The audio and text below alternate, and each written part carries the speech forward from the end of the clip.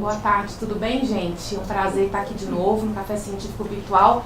É o terceiro que a gente produz em parceria Museu Ponto, Secretaria de Ciência e Tecnologia, o iTech, Popularização da Ciência. Vou pedir para vocês desligarem o microfone da mesa de vocês, porque fica um chiado, um ruído, aí a gente atrapalha o nosso andamento da videoconferência. Então, por gentileza, desliguem aí. Então, pessoal, a iniciativa do terceiro Café Científico Virtual é em razão da Semana Nacional de Ciência e Tecnologia.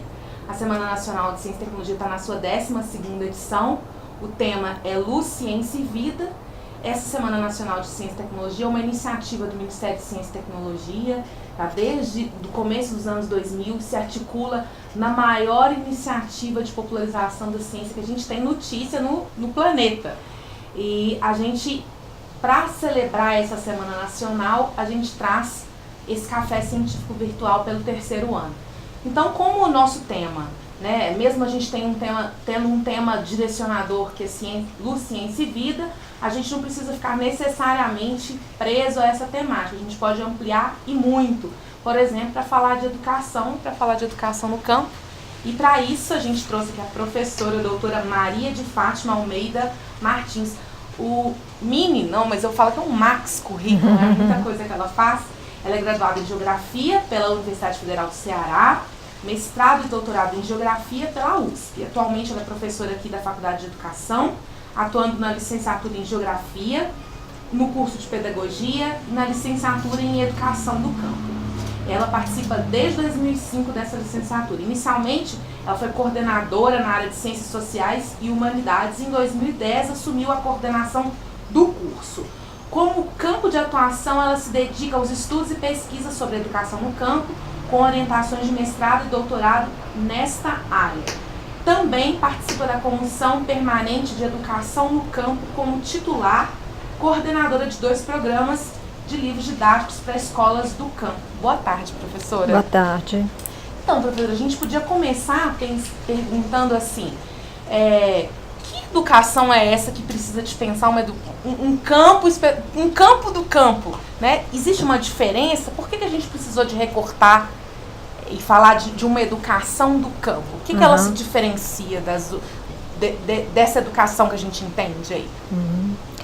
Primeiro, quero agradecer o convite, né? É sempre uma oportunidade de quem vem trabalhando na educação do campo, inclusive para responder essa sua pergunta, né, de que por que a especificidade, né, ou a adjetivação da educação do campo, né?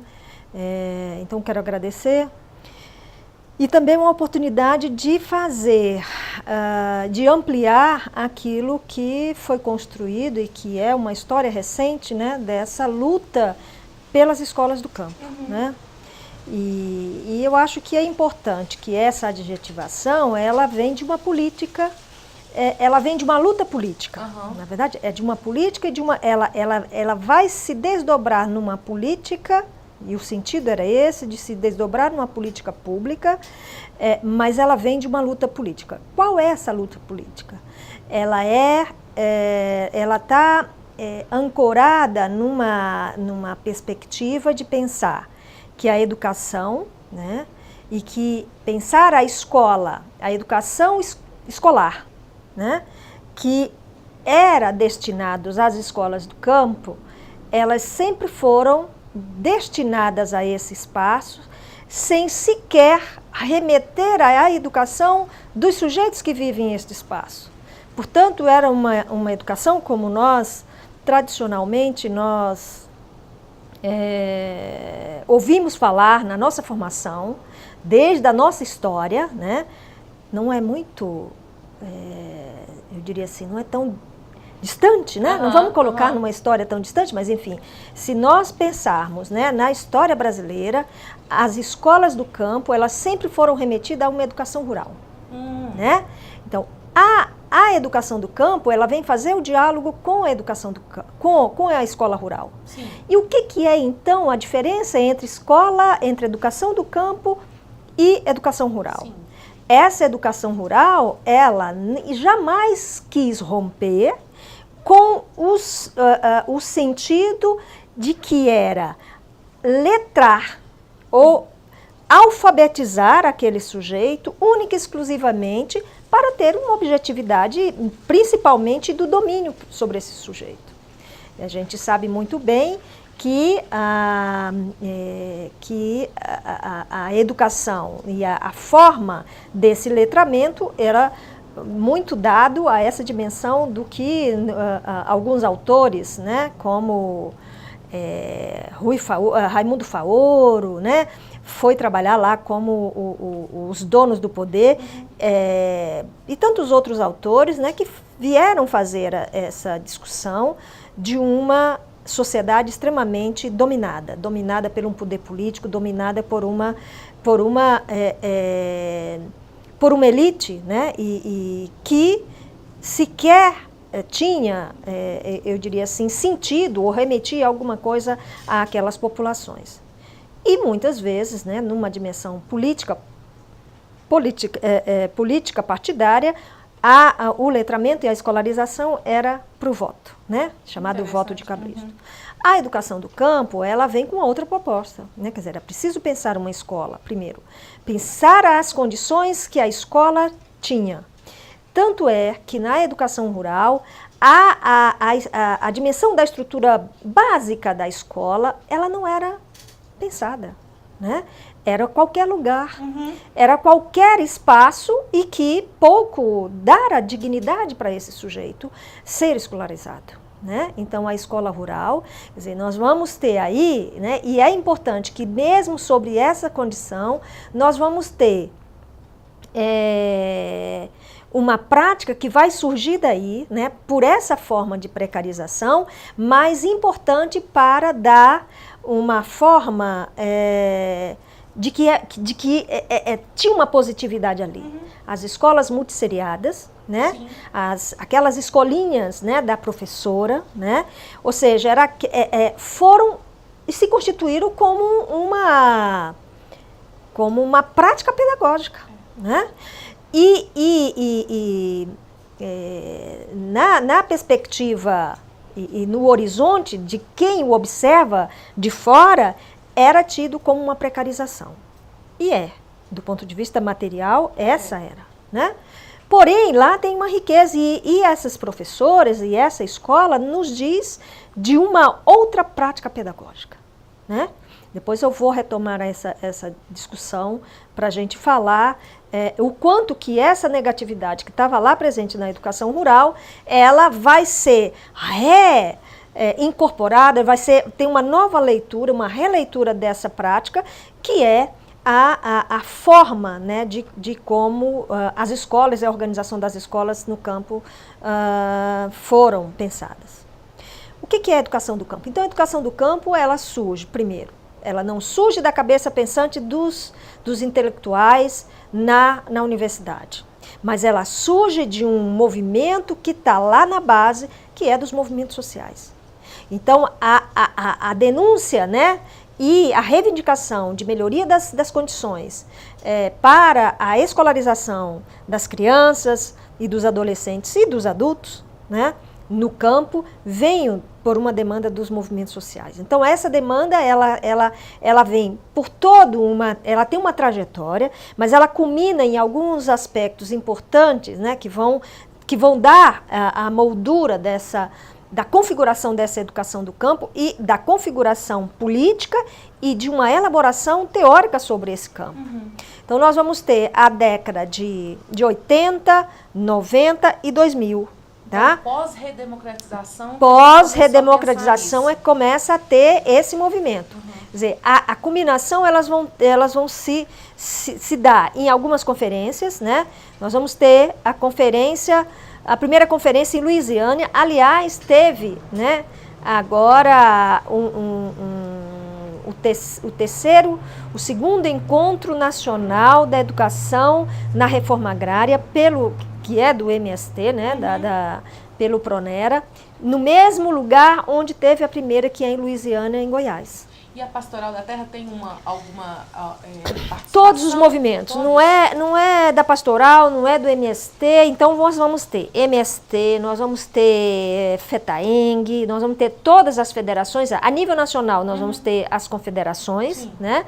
Nós vamos ter o MST, que ele é nacional, nós vamos ter a CPT, enfim, todos os movimentos lutam, né, e ocupam esse lugar, né, nessa busca por uma educação do campo. Bom, dada essa demanda e a aproximação daqueles intelectuais, né, que tinham foco, né, como pesquisa a educação do campo, né, a educação rural, isso é importante, a educação rural passa a ter um núcleo, né, de formação e de pensamento sobre a educação do campo. Né? Então, pensando num quadro, né, dessa história instituída, né, porque do ponto de vista da história que vai ser instituinte, né, ou seja, que vem dos movimentos, que passa na elaboração do pensamento, ela vem de longa data, né, mas de forma instituída na lei, como uma política, como ela vai se consolidando como uma política pública, ela é muito recente. Então, só para dar um dado, nós vamos ter, né, em 2004, né, com a segunda conferência, né, a demanda de que era preciso pensar a escola e a formação desse professor. Não bastávamos pensar apenas na escola e na condição material dessa escola, mas era preciso pensar que para efetivar uma educação que viesse a dar sentido e significado para aquele sujeito, era preciso pensar o sujeito lá. Um professor, e só para dar um dado real, né, o que é as escolas do campo? E aí quem tem nos vários municípios sabe muito bem o que significa isso. Quem vai para a escola do campo? Aqueles designados, aqueles que chegam por último, aqueles que estão chegando e parece condenação. Então ele mora na cidade, mas vai dar aula no campo. E aí ele pega uma moto ou o transporte amarelinho dos alunos e vai até as escolas. Então, ser professor da escola do campo parecia ser uma penalidade, né? Bom, o que a gente entende? A gente entende que para lutar por uma escola é preciso que esse sujeito viva essa escola e que não seja um espaço que é exclusivamente um lugar onde ele vai exercer uma prática onde ele não possa, né, realizar um trabalho, enfim, que vá além da sala de aula. Então, em 2004, né, a gente sabe que nesse momento, né, do ponto de vista político, né, nós vamos ter o governo Lula. Né? Com o governo Lula, nós tivemos a criação da secretaria, né, a SECADI. Né? Nesta secretaria, ela vai, dentro do MEC, né, nessa secretaria vão ser instituídas várias coordenadorias. Uma delas é a educação do campo. Então, a partir daí, né, a luta por um espaço no MEC, né, começa com a secretaria, né? E aí nós vamos ter nesse momento uma atuação muito importante de um professor que foi na época o coordenador, né, Alex foi secretário da SECADI, que foi o André Lázaro, que é professor, ele é professor, acho que é aposentado agora, da Universidade Federal do Rio de Janeiro, né? Um cara lutador, um cara foi bacana demais, assim, foi ele que deu, assim, horizontes institucionais, né, para que a educação do campo saísse de um sonho e de uma luta, né, de um anseio dos movimentos e também daqueles que lutavam, né, dos professores e das universidades que lutavam por uma educação do campo. Bom, qual é então essa educação que surge daí? Ela surge então com uma concepção. Era preciso pensar e dar a essa escola um outro lugar, diferente daquele que era da escola rural. né? Então, por isso que não é no campo, é educação do campo, tá certo? Muda completamente o sentido. Não é uma educação que nós levamos para o campo, mas é uma educação do campo, né? Com o sujeito do campo. Isso também não significa que essa educação ela venha tão somente ser uma forma de rebate àquilo que já é instituído, mas como que nós podemos fazer dessa condição a condição do diálogo dos saberes, da construção de um conhecimento que venha dar sentido e significado a uma atuação nessas escolas que tanto e por muito tempo perduraram como uma escola de, eu diria assim, de uma reserva, né, de votos. Né? Olha só, professor, eu estava pensando, então, quem é que é o público, né? Quem é o professor que está... Porque nós estamos falando aqui da UFMG, né? Tá. Então, quem é que é esse professor que está chegando para se graduar, ou então para o promestre também, ou outras formas, né, de capacitação, né, no mestrado e tal, para pensar e atuar na educação no campo? Quem são essas pessoas? Elas estão de passagem para o UFMG para voltar às suas cidades? Como que acontece? Então, eu preciso só... Então, voltando um pouco a essa história do instituído, nós temos aqui, na UFMG, nós temos 10 anos, né? Uma década, né? de educação do campo. E eu fico muito feliz de ser uma professora que tem uma atuação desde quando esse curso ele foi pensado, né? Desde a primeira turma. Bom, em termos nacionais, a nossa universidade, o nosso curso, foi piloto. Foi através dele, né? Com o empenho aí não poderia deixar de mencionar a importância da educação do campo na UFMG da professora Isabel Antunes, né? Professora Isabel Antunes, surge dela o primeiro projeto, como pesquisadora da educação do campo, na sua tese de mestrado e doutorado, que vem trabalhando com a questão, aliás, tem um livro dela que chama-se A Cor da Terra, né? Que vai falar sobre as representações desse sujeito lá da escola.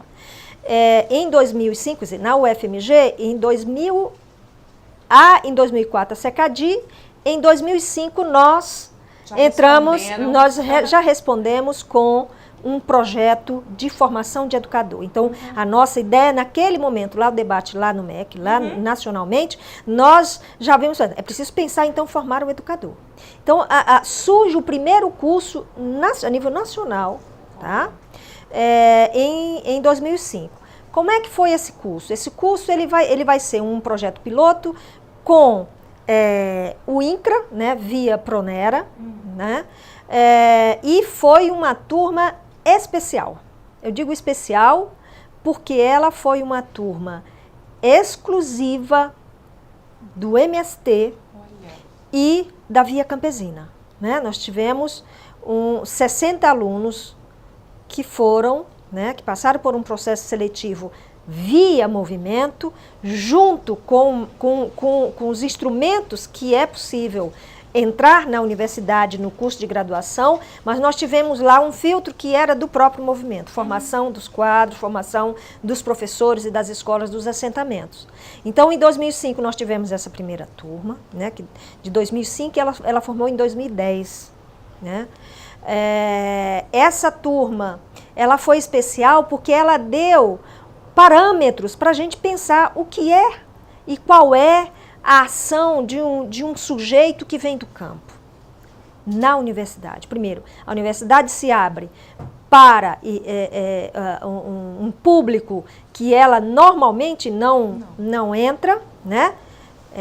Embora seja universal, esse sujeito não entra aqui. Não entra por quê? É proibido? Não. É porque, para ele, as condições não são possíveis. Então, ele precisa ter a condição, primeira, estrutural. Ele precisa ter dinheiro para alimentar, ele precisa ter dinheiro para vir para cá e precisa ter o tempo do trabalho esse curso ser articulado com a vida no campo.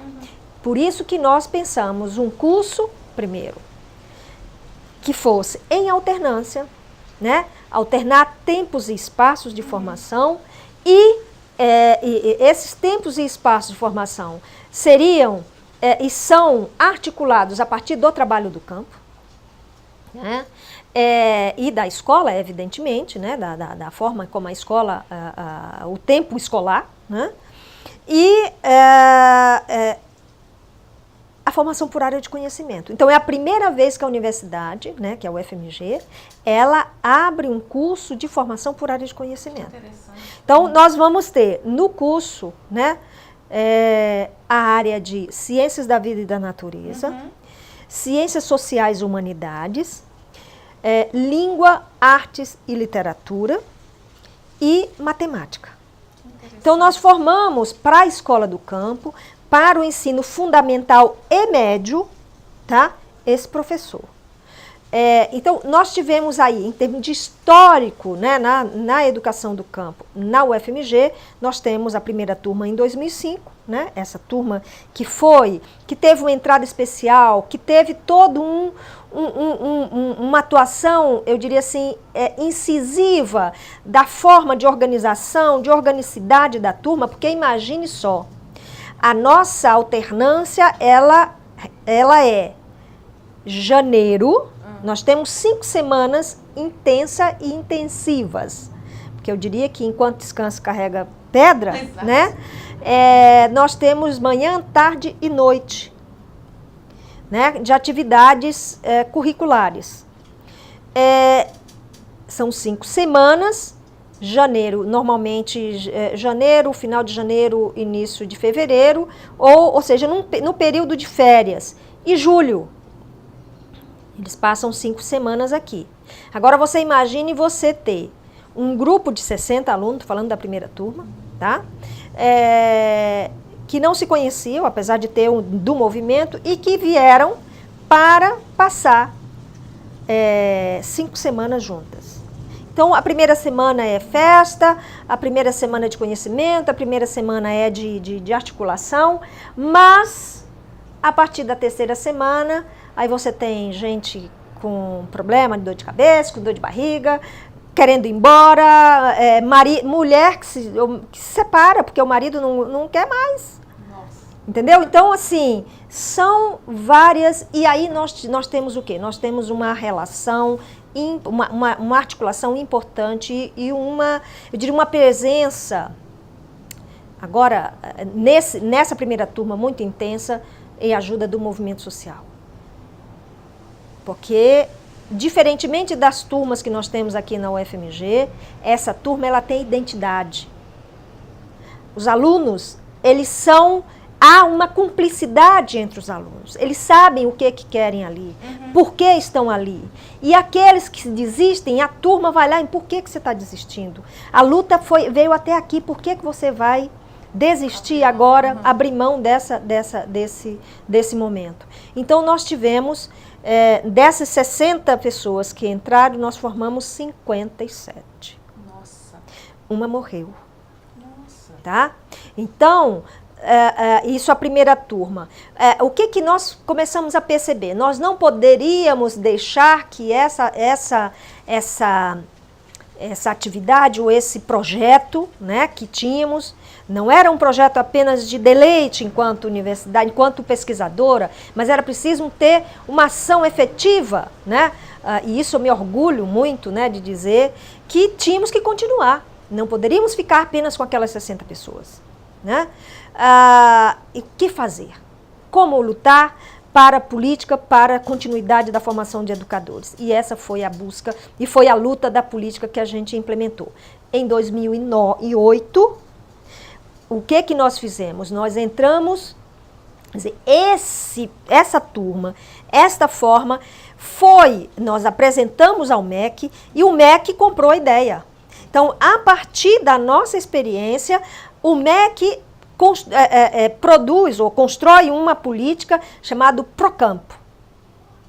Esse Procampo era uma política ampliou novamente uma turma aí financiada por ele, né, em 2008, e amplia não só a Minas Gerais, mas aí passa a ter 4 universidades.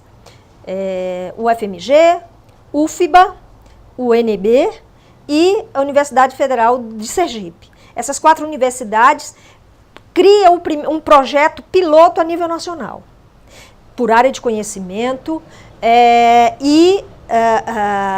de forma a ampliar e entrar dentro dos trâmites da universidade. Bom, o que aconteceu aqui? Bom, com a experiência da primeira, só para dar um pouco do que significa, como é que é a formação, né? Essa primeira, eles entravam no 4º semestre, eles optavam por uma dessas áreas, tá certo? Então, ele tem um currículo básico comum até a primeira, o quarto período, a partir do 4º período, ele optava por uma das áreas. O que nós observamos era que precisavam fortalecer esta formação. Garantindo a um sujeito que não fosse questionado por uma sua formação. Na segunda turma, com o Procampo, né, em 2008, nós mudamos a forma de ingresso. Nós passamos a oferecer 2 áreas, tá certo? Porque aí era um público maior, foram 2 áreas e bom, esse foi o que nós optamos, né? Para não darmos, as nossas pernas não aguentariam, né, fazer com todas as turmas, com todas as áreas de habilitação. Até então, a luta da educação do campo era uma luta também interna aqui à universidade. Interna para garantir que esse sujeito fosse um sujeito de direito da universidade. E, portanto, nós lutávamos para uma universidade,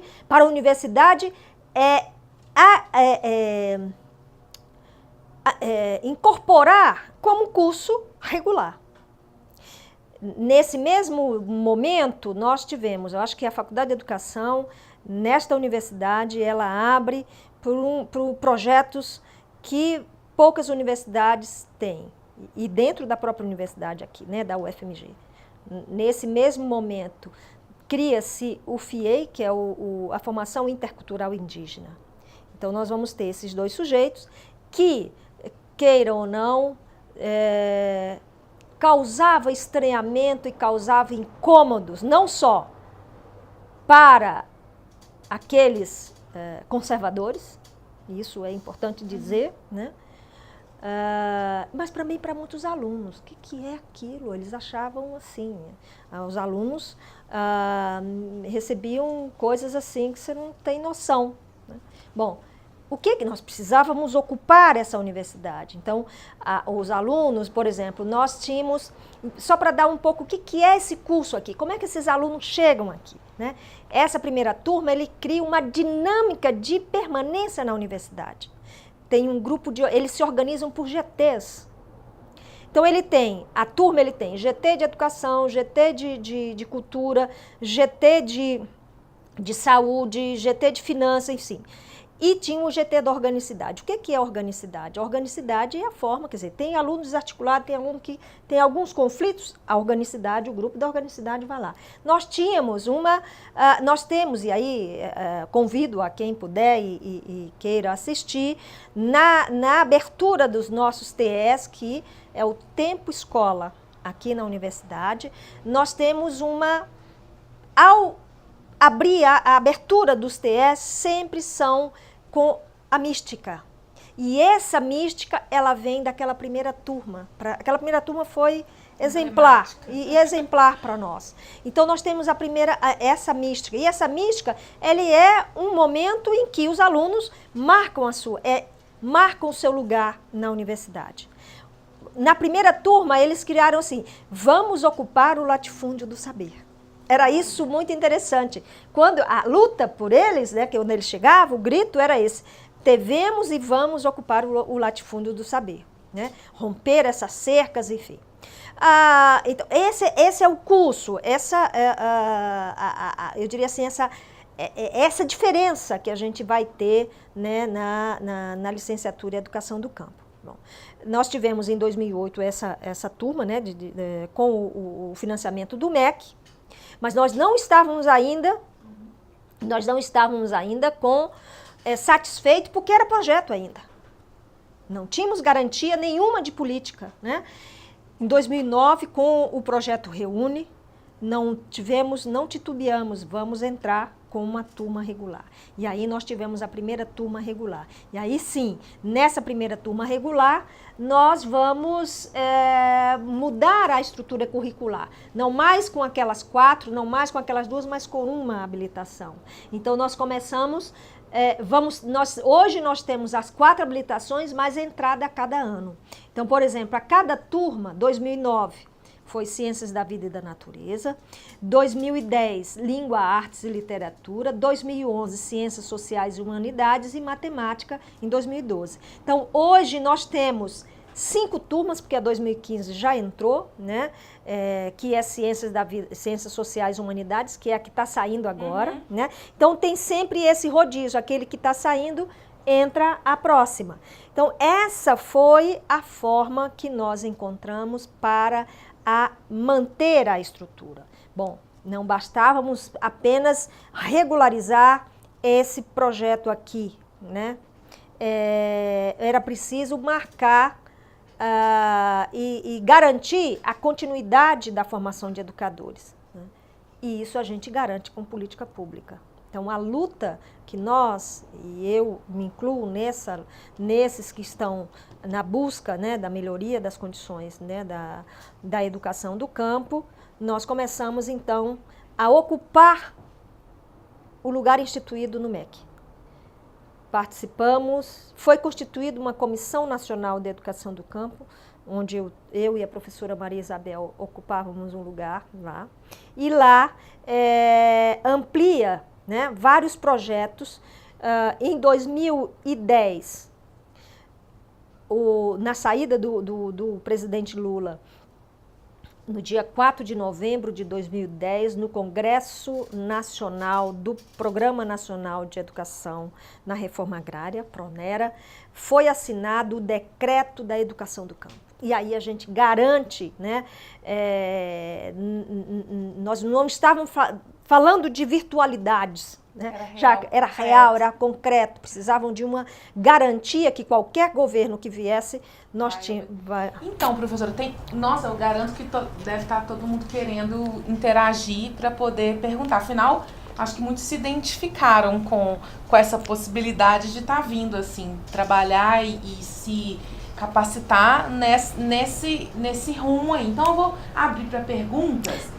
E aí a gente pode... Deixa eu só falar um pouco, que eu acho que assim, na Faculdade de Educação, nós ampliamos não só na formação inicial, mas na formação continuada.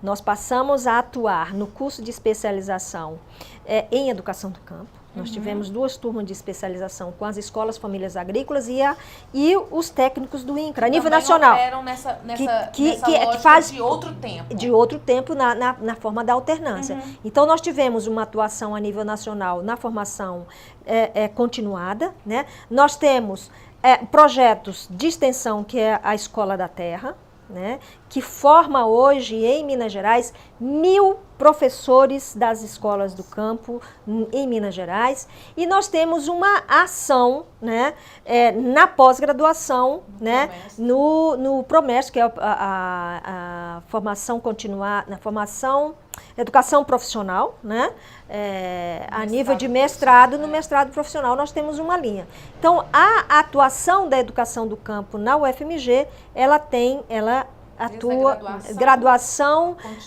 continuidade, extensão e pós-graduação. Quando a pessoa...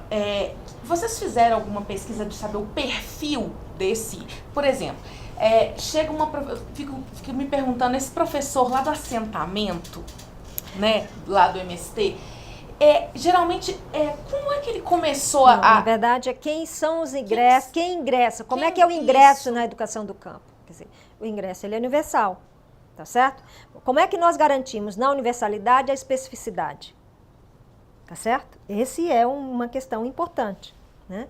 O que é essa universalidade, né? Essa especificidade da educação do campo nesse então nós vamos ter por exemplo,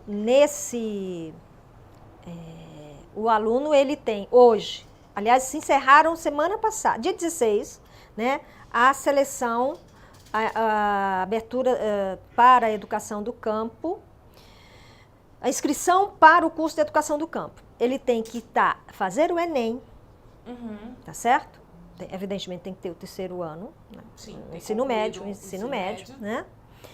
Mas para ele precisa passar por um processo de homologação da inscrição. Ele tem que se inscrever na UFMG. Ele tem lá na COPEB, se inscreve lá como todos os outros cursos.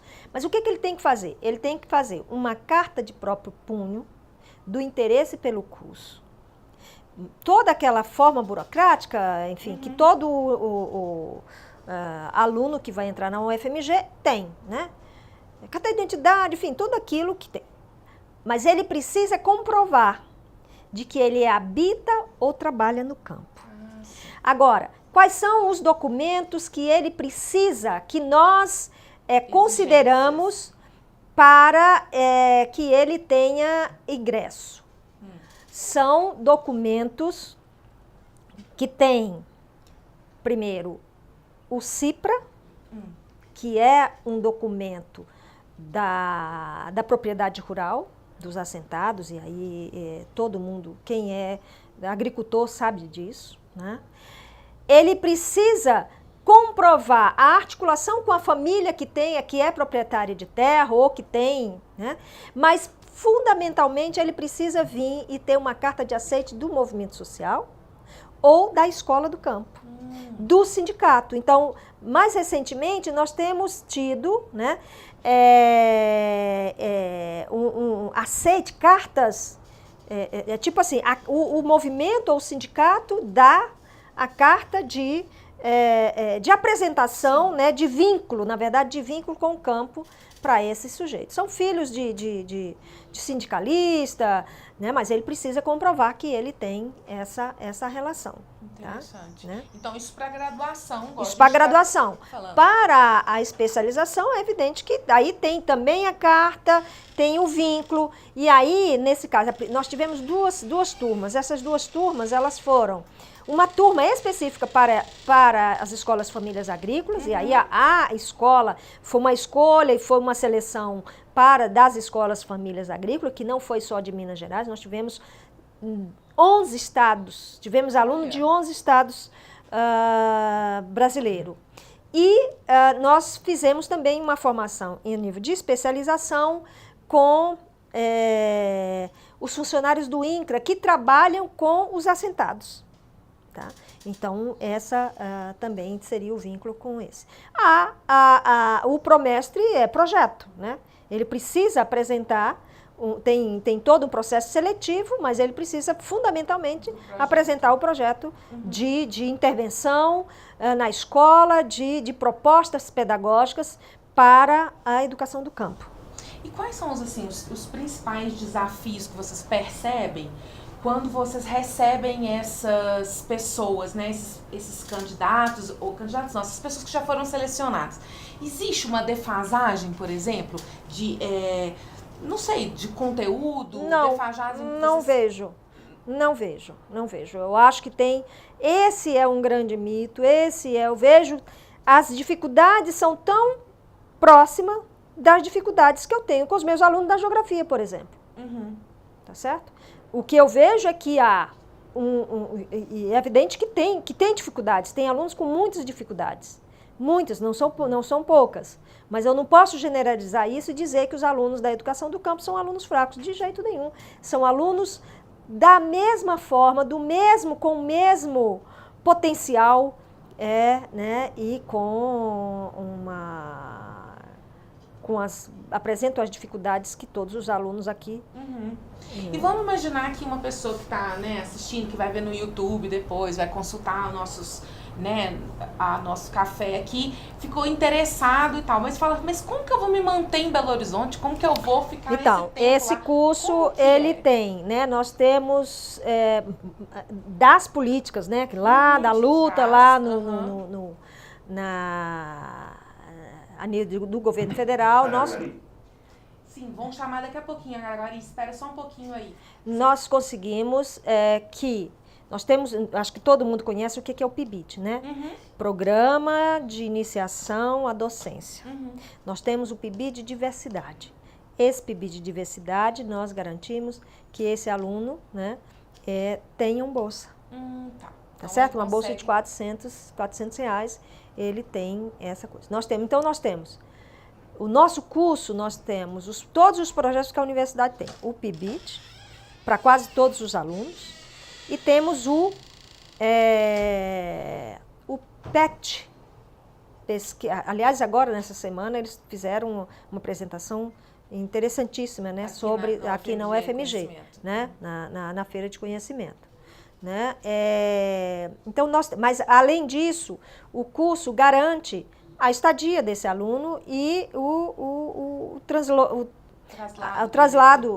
Traslado parece quem já... viagem, né? A viagem dele, né, do seu lugar para cá. Nós temos uma logística, né, nós temos... E assim, administrar este curso administrar não é fácil. Então, só para dar uma ideia, nós temos, do ponto de vista pedagógico, a ação da universidade não quer apenas que esse aluno venha para a universidade, mas a universidade também vai aonde esse aluno está. Então, nós temos no tempo comunidade, que é o tempo de formação aqui e lá na comunidade, nós temos um encontro do tempo comunidade. Atualmente, nós já vamos no 9º encontro do tempo comunidade, né? E é uma itinerância. Nós tivemos o primeiro encontro simultaneamente, né? Atividades na EFA Bom Tempo e na Universidade, na UFMG, em Montes Claros. Depois nós fomos para a cidade de Rio Pardo de Minas, ou seja, nós mobilizando todos os alunos, aquilo que a gente faz aqui na UFMG, a gente vai fazer lá nas escolas do campo, com intervenção deles nas escolas do campo, com atividades, com oficinas, com a mobilização, porque a nossa intenção não é apenas a dimensão pedagógica, mas é uma dimensão política, e que tenha esse curso seja também conhecido, reconhecido por aqueles que vivem o cotidiano das cidades onde as escolas do campo efetivamente existem. Né? Vamos chamar Araguari para eles fazerem... Araguari, pode fazer a sua pergunta. Boa tarde, professora. Parabéns pela elucidação. É muito interessante trabalhar temas que envolvem políticas públicas. E aqui na cidade de Araguari eu estou aqui com a psicopedagoga, professora Yara Faria. Ela foi secretária de Educação e ela trabalhou muito esses temas que a senhora citou aí. Ela gostaria de trazer uma elucidação e também uma experiência do município de Araguari nessa área da educação do campo. Obrigada. Boa tarde. Boa tarde. Estou muito orgulhosa do trabalho de vocês, parabéns. Estou gostando muito da palestra e gostaria de passar algumas coisas vivenciadas por nós aqui na cidade. Quando fui secretária de Educação, nós trabalhávamos com a educação de campo, que é a Procampo, né, que nós tínhamos por aqui também. E quando eu entrei, a minha gestão, a preocupação maior era reformar o plano político-pedagógico para que nós podíamos, na época, né, colocar à prática a realidade do aluno da zona rural, a realidade como ele estudava, porque são crianças inteligentíssimas, crianças que os pais hoje, eles querem sim que os filhos tenham conhecimento. Os pais interagiam muito com as escolas e nós conseguimos o 2º lugar na Olimpíada de Matemática Nacional com uma escola de zona rural. Então eu fiquei encantada com esse projeto quando entrei, que eu vi aquelas crianças talentosas que faziam artes, teatros maravilhosos.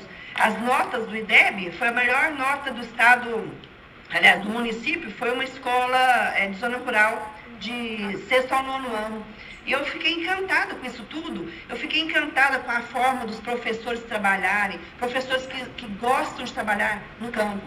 Eu fiquei encantada também com as crianças, que são pessoas assim, talentosas e que doam muito para os outros, né? Ele tem uma concepção diferente. Então, quando isso tudo, eu vi isso tudo e percebi que teria que fazer diferente, nós fazíamos uma per capita diferente, começamos a dar o café da manhã nas escolas do campo. porque a criança pega o transporte às 5 horas da manhã, ela chega na escola às 7, então não tem um café, e é longo o período até o lanche. Então nós começamos a fazer uma per capita e um cardápio diferenciado. Nós começamos a colocar o almoço às 9h30 da manhã, porque ele volta para casa 2 horas da tarde, tem criança que chega 2 horas em casa. Então aquele lanche mais simples ficou para outro turno, porque a criança também tinha sobremesa, frutas diferenciadas, e os pais também colaboravam. Época de manga, levavam caixas de manga. Época de jabuticaba, levava caixa de jabuticaba para o café da manhã, para merenda, né? Ovos, polvilho, fazia pão de queijo, bolo de fubá. Então nós interagimos com a realidade da criança. E o principal, trazíamos as crianças em todos os eventos que tinham na zona urbana. Isso foi fundamental. Participava de passeata de meio ambiente da água, aí dava um show, porque conhecia cachoeiras, conhecia tudo, né? As matas ciliares. Então, assim, foi enriquecedor esse trabalho.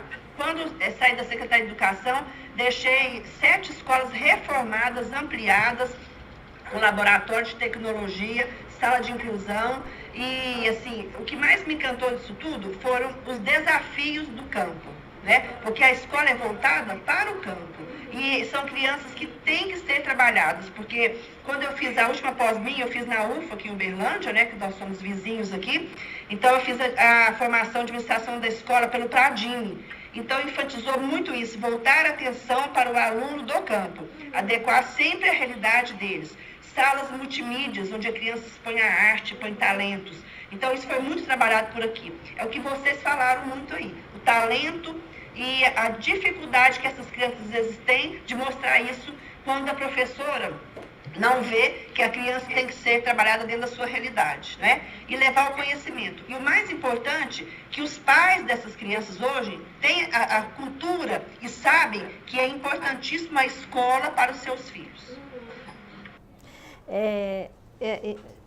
Desculpa, eu esqueci o seu nome. É bom repetir. Iara, é bom ouvir o seu relato, né? Porque a gente tem, isso não é comum, né?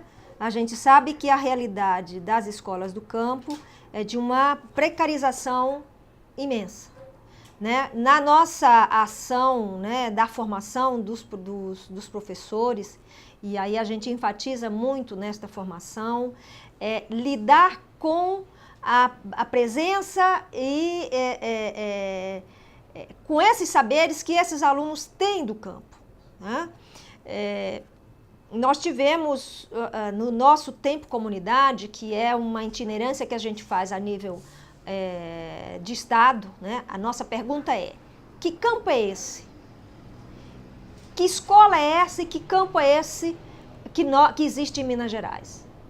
Só para você ter uma ideia, né? Quando nós fomos para Rio Pardo de Minas fica no norte. E Rio Pardo tem um município extremamente extenso, tem uma extensão muito grande, extensão territorial muito grande. E ao visitarmos as escolas, nós visitamos parte das escolas do município, né? Você imagine levar 140 alunos para as escolas do campo, fazer essa logística nessas escolas. E lá chegando, nós vimos a dificuldade que era, né? E eu diria um município que tem 88% da população residente no campo. Portanto, é um município em que é preciso pensar essa escola, né? E nós vimos uma precarização intensa, né? Neste município, nós assistimos numa apresentação, uma criança passa mal, porque não tinha merenda. Ela tinha saído de casa de manhã, era 1 da tarde quando nós chegamos lá nessa atividade e a criança passou mal. E tínhamos um lanche. Eu me recusei a tomar o lanche. Eu falei, eu não vou tomar o lanche. Como que eu vou comer enquanto essa criança? Então, acho que isso que você está falando é importante da gente pensar práticas, projetos, né, que tenham essa ação efetiva na escola, né? Pensar essa. E eu acho que já temos políticas, né, para isso, né? Nós temos tanto, que de certa forma é importante, mas ao mesmo tempo essa importância ela subverte completamente aquilo que era, o que nós temos enquanto defensora da política, né, de uma escola efetiva do campo, que foi o transporte. O que aconteceu? Nós tivemos, a partir desse transporte, do chamado amarelinho, houve um outro, assim, é como se fosse uma forma negativa daquilo que a gente tinha lutado. O fechamento das escolas, né? Com a nucleação. E isso é o que boa parte, né, dos prefeitos tem feito, né? O uso do transporte para... e eu lembro muito bem que antes mesmo, em 2012, né, antes da promulgação do PRONACAMPO, que é o Programa Nacional da Educação do Campo, esse programa ele tem uma ação da formação, uma ação da estrutura, da forma e estruturação e manutenção da escola, formação técnica, né, e a inserção de tecnologias no campo. E lá, antes, na base, na construção dessa base, e isso foi importante, porque estava lá, né, foi pensado essa possibilidade, e a gente viu que, na verdade, toda aquela luta que nós tínhamos, ela foi subvertida, né? Hoje ela está sendo subvertida principalmente para... Só para vocês terem uma ideia, no PRONACAMPO no projeto, quem quiser ir lá no site do MEC pode ver, há projetos de escola, e as escolas, os núcleos de escolas, fantásticos, do que é e pensar uma escola como essa. E o que você está trazendo é que essa escola do campo, quando bem administrada e quando tem políticas que, como que você está descrevendo, a gente tem uma escola que dialoga com o espaço, que dialoga com o sujeito, que dialoga com a família e que dá sentido e significado, e que nós temos bons alunos e bons sujeitos para sair, bons cidadãos que vão sair desse campo. Ô Yara, eu tô pensando aqui, eu tô em Araguari segunda-feira, tô indo para a Semana Nacional de Ciência e Tecnologia em Araguari, a convite do Biratã, do pessoal da UITEC daí, tô muito feliz e vou levar o livro da professora para você. Você vai ter que me procurar aí na UITEC na terça-feira, tá joia? Na Semana Nacional aí em Araguari. Tô te esperando que eu vou te entregar o livro dela, viu? Que você tá tão envolvida com o tema que eu falei, não, vou ter que levar para Yara. Então, tô te esperando. Beleza, Yara? Tá bom, Yara? Muito obrigada. Eu te agradeço, mas eu sou funcionária do Biratã aqui na UITEC, viu? Marina, eu arrebanhei o pessoal da prefeitura, viu? Quando ela saiu da Secretaria de Educação, eu fiz um convite a ela para vir trabalhar conosco na UITEC. Por quê? Ela é psicopedagoga e nós temos um trabalho grande aqui com a juventude, temos os menores aprendizes aqui dentro e tudo mais. Então ela aceitou o convite, hoje ela está conosco aqui na UITEC. Então tranquilo, Yara. Terça-feira, então, beleza? Tô te entregando em mãos. Muito obrigada, viu? O livro da professora. Eu fico muito orgulhosa de saber que tem pessoas como vocês que lutam por essa causa, porque é uma causa muito sensível, com muitos desafios ainda, mas é uma causa apaixonante. Então, assim, eu me dediquei muito a isso. E eu acho que as crianças, o que mais apaixona são as crianças que são inteligentíssimas. Você tem que aproveitar esse potencial todinho delas. Eu acho que ainda tem muito a fazer. Muito obrigada. A gente vai estar encerrando, gente? Podemos? Então, mas a professora antes vai falar só do livro? Bom, e aí ela faz a propaganda aqui. Mas quem já acabou. Olha, pra você ver, passou rapidinho. A gente também, para quem quisesse, né, se dedicar mais a esse livro, na verdade, esse é um dos livros. Nós temos uma coleção, né, que é pela Autêntica, em que nós já estamos no 8º livro, né, que fala da formação do educador, que fala das escolas do campo, que fala da licenciatura, que fala da infância no campo, que fala sobre a juventude. O último é sobre a juventude do campo. Então, nós temos uma coleção que está sendo editado pela Autêntica, Mas esse livro aqui, ele é fruto de um trabalho de equipe da qual eu coordenei, né, no MEC, que é a avaliação, o Programa Nacional do Livro Didático, ou seja, a avaliação do livro didático. Se hoje as escolas do campo têm a opção, e agora nesse PNLD, né, 2016, em 2016 chegarão os livros, nós temos 2 coleções, é fruto desse programa. Esse primeiro programa, esse livro, ele é resultado do processo de avaliação do primeiro Programa Nacional do Livro Didático. Não existia desde 2013, antes de 2012, né, que é quando abre o edital, ele chega na escola em 2013, o livro para as escolas do campo, né? Hoje nós temos livros específicos e, mais do que isso, as escolas do campo, elas são, compulsoriamente, elas têm que optar pelo livro da escola do campo, tá certo? Então, esse é um resultado do nosso trabalho, né, da equipe da UFMG, né, e não só da UFMG, porque aqui os avaliadores foram constituídos a nível nacional, né, nós temos uma equipe nacional de pessoas que trabalham com a educação do campo e que participaram do processo avaliativo dos livros das escolas do campo. Professor, então deixa pra gente um e-mail, alguma coisa para as pessoas que quiserem saber mais sobre o trabalho, que às vezes ficaram interessados, também que vão ver no YouTube depois, né? Muita gente vai assistir essa nossa vídeo. Bom, eu acho que para assistir ou para saber um pouco mais, né, sobre a educação do campo na UFMG, é importante ir no site, né, da www.fai.ufmg.br.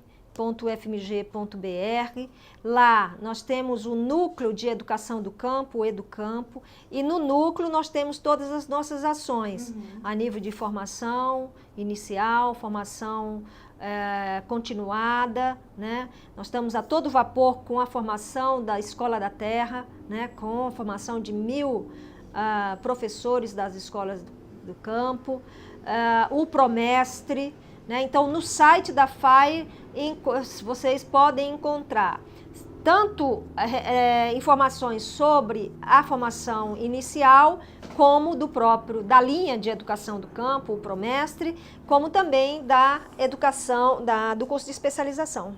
Joia. Então, aqui fica o livro da professora, dá para dar uma mostradinha do livro dela? Sim? Para cá, então, para cá, isso daqui fica bem, dá para aproximar? Acho que deu para todo mundo ler, né? Então, também fica uma dica aí de livro para vocês poderem se dedicar mais, conhecer mais sobre o trabalho. Eu agradeço demais, professora, muito obrigada. Obrigada. E aí eu deixo a dica para vocês, para que vocês acompanhem os cafés científicos virtuais da Semana Nacional de Ciência e Tecnologia, e quem quiser ver dos anos anteriores, é só acessar no YouTube, Café Científico Virtual, FMG, põe essas palavrinhas lá que você vai encontrar todos os nossos cafés dessas 2 edições anteriores, e em breve essas desse ano também estarão lá. Um abraço, muito obrigada, até a próxima. Obrigada.